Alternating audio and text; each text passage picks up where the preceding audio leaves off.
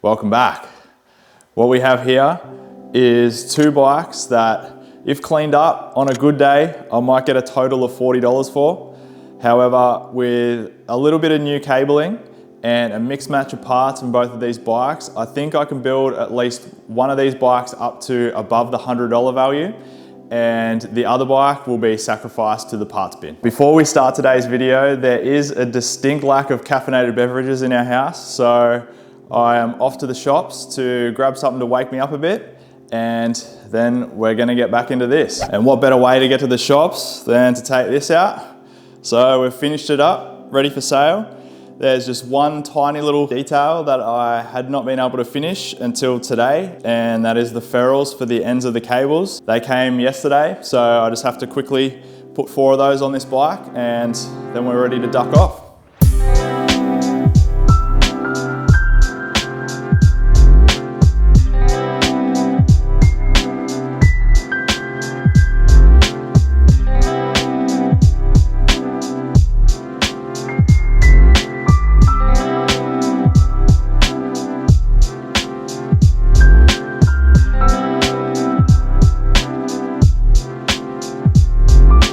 Caffeine acquired. And this thing rode really well. So very happy with it. I think the next owner is going to be stoked with it. The only thing that really annoyed me with this bike is the pedals. I mean, technically there's nothing wrong with them. Mechanically they're fine, they work as they should. I think that like most of the people that ride a bike that's this size are gonna have a foot that is at least like a size 10 or larger. And these pedals just offer really no platform. They were pretty uncomfortable, to be honest, and sort of not really confidence inspiring trying to put down power through the pedals. So I think I'm just gonna get rid of these, and I have another set of pedals there that are on the wall. I think it's a worthwhile investment for this particular bike, so I'll quickly swap them over, take some photos of it and list it for sale. Then we'll be back and we'll actually get cracking on those bikes. So you can probably tell just by looking at them which of these two is the bike that we're going to decide to save. Now, while both of these bikes technically can be saved, unfortunately this particular bike here, there is just no money to be made from this. It requires new cables, a seat, a stem, a new chain, and then things like the handlebars and the seat post are quite rusty, so they need to be sanded back and repainted. And while these aren't particularly expensive things to do, it's really wasted money on this bike because it is an unknown brand, and it also weighs more than any bike that I've ever owned in my life. So I just don't find the value in putting money into this bike because I know that I'm not going to get it back out. However, there are a lot of parts on this bike that will be very useful for future builds and like flip bikes. So it's not going to go to waste. I think the only thing that I'll end up giving away is just the frame. Everything else I will keep and will likely be reused in the future. So this is the bike that we are planning to save, the Mongoose Crossway 150. It is between like a small and a medium size frame. So not the best size of bike to flip. However, I think the color is gonna draw a lot of attention when I go to sell it. So I think it's gonna be an easy sell for that low $100 price range. Now the bike overall, it's not in the best condition, and it's probably on par with the bike that we're gonna be scavenging parts from. However, the fact that it is a Mongoose and the fact that it has a nicer color and appearance is gonna be the major selling factor with this bike. There are a few things, however, that let it down. So all the cables on this bike are pretty shot. Now, I could get away with reusing them. However, it's a pretty cheap fix to replace all these. And considering I just did the cables on that Giant, I have a lot of outer left over, so it's only the cable that I'll require. And little things like that on the Giant made a massive difference to its overall appearance. So I think it's gonna bring this up looking really nice as well. So the brake levers on this are actually quite good. However, the grip shifter on the right-hand side is missing the cover, and it's also a different brand to the left-hand side. I'm gonna get rid of those and we are gonna scavenge the shifter and lever assembly off of the Grand Guard. And one thing that I didn't notice until I got it up here on the rack is this.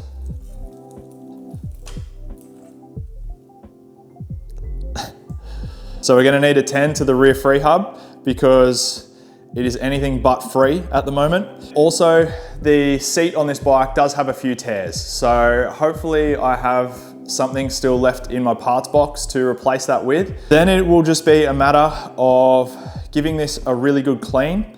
And being that it is like a metallic blue finish, I think if we hit this with a bit of polish and a really good tidy up, it's gonna come up looking really, really nice. The photos sell these bikes. So I think, yeah, once this has a really good clean, a couple of nice photos, it'll be a quite quick sale.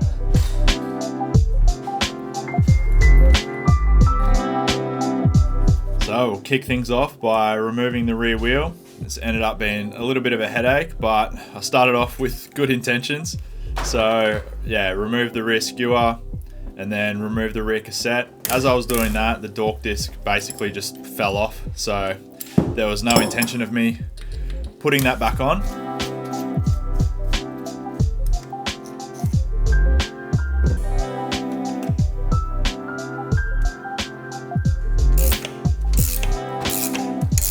So I removed the rear axle to get access to the rear free hub, and then I sort of hit a bit of a roadblock. So the wheel got put to the side for the time being, and I just started stripping down the rest of the bike.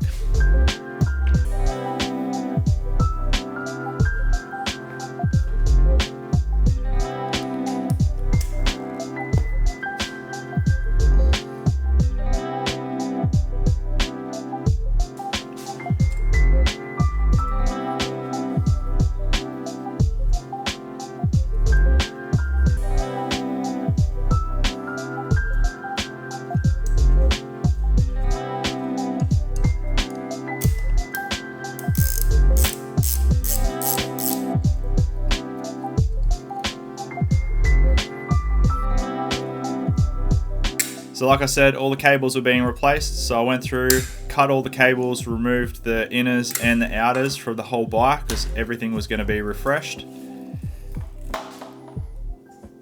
Now the grips themselves were in quite good condition. However, they were glued to the handlebars.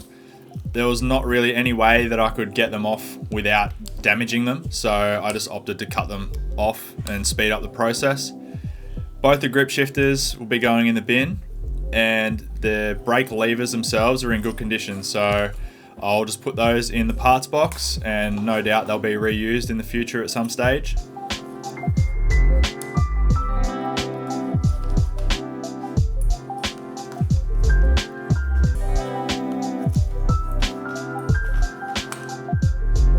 We have the Mongoose stripped down to the point where we can start to build it back up once we have all the parts that we need. I have removed a few of the things that won't be getting replaced, like the bottle cage and the front reflector on the big bracket.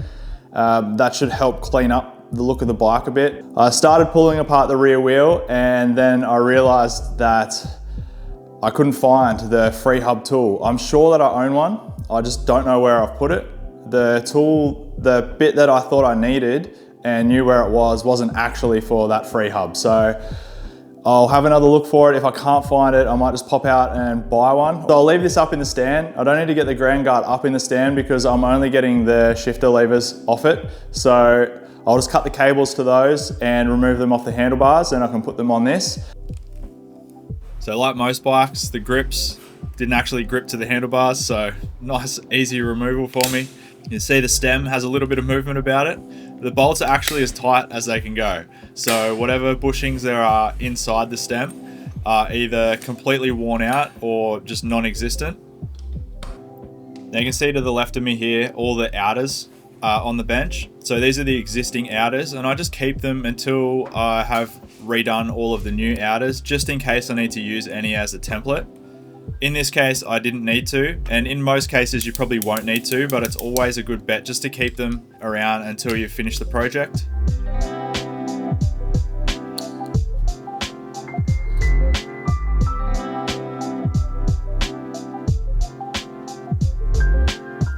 So while we have the top off the shifter here, I'm just gonna give it a good soaking with WD-40, and I'll give it a wipe down and make sure that it's all cleaned up and all the components are working and moving freely. After doing the Giant, it's easy to see just how much a little bit of gunk in this shifter housing can affect the quality of your shifting. So I made sure to go through both of these shifters and just make sure that they were moving nice and free before I go and put everything back together, and then have to do it while the cable is actually run through the shifter.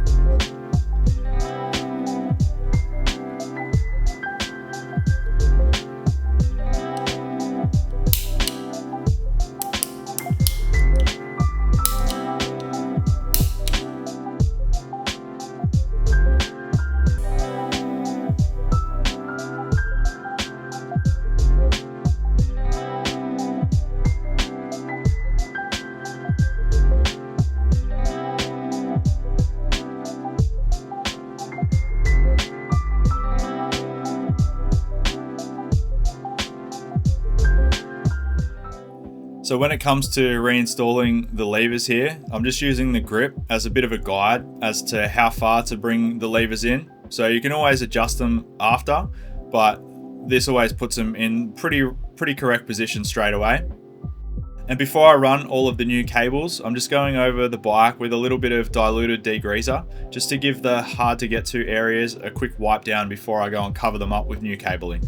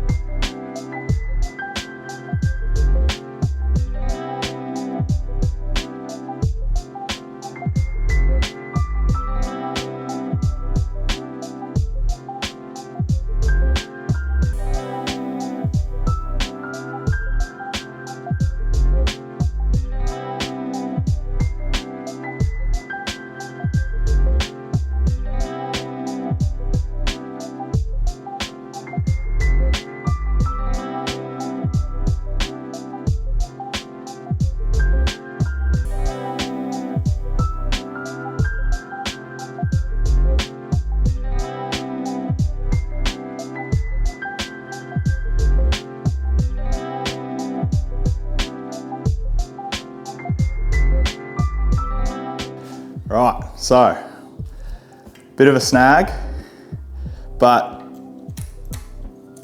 I think this free hub is completely cooked. I don't have the tool for it, I can't find it, and none of the shops around me have the tool in stock. Most of them have said just make one because they have a bit of a hard time sourcing the right one sometimes. So, I mean, I probably will make one so I can pull this one apart. However, to get this bike flipped and finished, I think what we might do is try fit the wheel from the ground guard. So the difference between these two is that this is a free hub system and this is a free wheel system. Both hubs are Joytech branded. The spacing of both the rear dropouts is the same.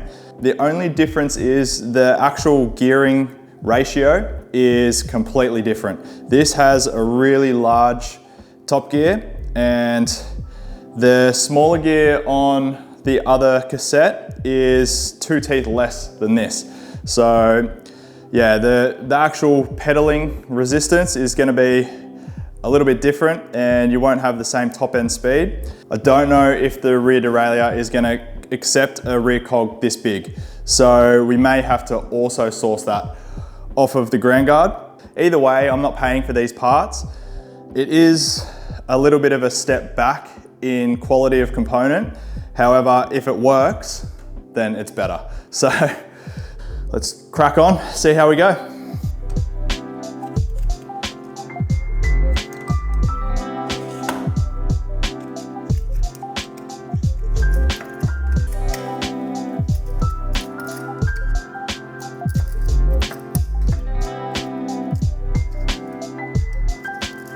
Now, I already had a feeling that it wouldn't work, but yeah, unfortunately, as soon as I put on this rear wheel, I knew straight away that it wasn't going to work with the rear derailleur. So I went through, I sorted out the front derailleur first.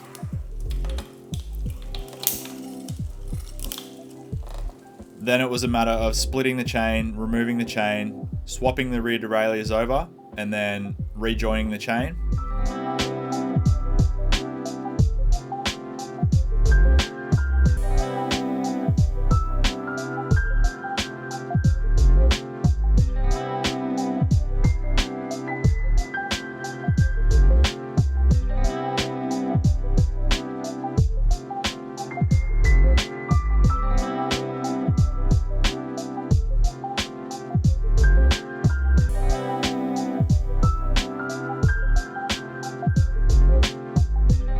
And no surprise, with the rear derailleur installed, everything worked fine, as it should, because the shifter, the rear wheel and the rear derailleur all come from the same bike. So all we have really done is just moved the whole rear end from one bike to another. So there's no reason why it wouldn't have worked. Now it was just a matter of putting these covers back on the shifters and then reinstalling the grips.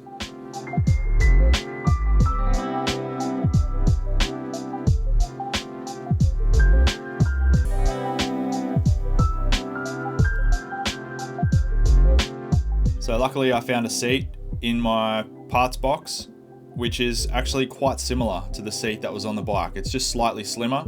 So I gave it a bit of a clean up with some leather cleaner, and it just brought a little bit of the blackness back into the seat.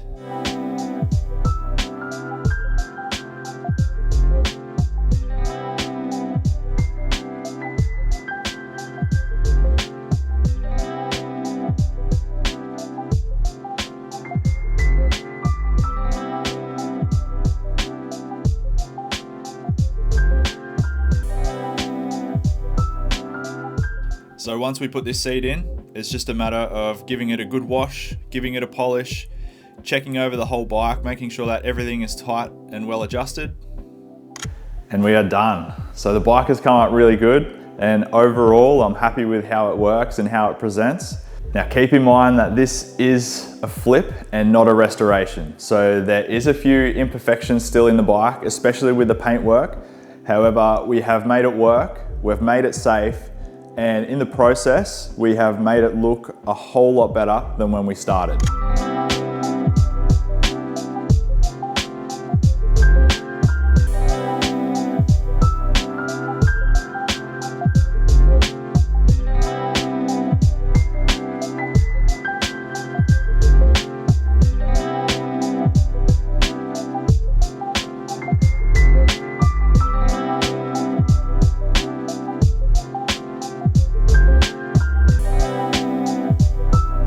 So like I said in the video, the ground guard has been torn down into all of its individual components. Everything here will be used in one way or another in future builds. However, I won't need the frame. So if anybody wants the frame, it's a 52 centimeter seat tube, 56 top tube. Still got the derailleur hanger on it. And yeah, if anyone on here wants it, just shoot me a message through Instagram and I can go through all the parts that I've taken off it. If there's anything even specific that you need, like seat clamp or a seat post or something like that, we can sort that out, but free to pick up if you want it. And while this bike is too small for me to go for a ride anyway, so there wasn't gonna be any riding at the end of this video, the weather is also just absolutely shocking at the moment. I don't know if you can hear it in the background, but it's just pissing down rain outside. So there's not a chance in hell that I'm leaving the garage. At most, I'll be setting up the trainer after I film this outro, and I'll just be, just plugging away on the roadie and just getting some Ks in the legs. So I hope you enjoyed another bike flip on this channel. If you did, I'd appreciate a like, a subscribe, and also comment down below what it is that you're working on at the moment, whether you have a bike flip in the works, or if you're just doing something up for your own personal collection. But right now, I'm off to scour Marketplace for next week's video. And yeah, until the next one,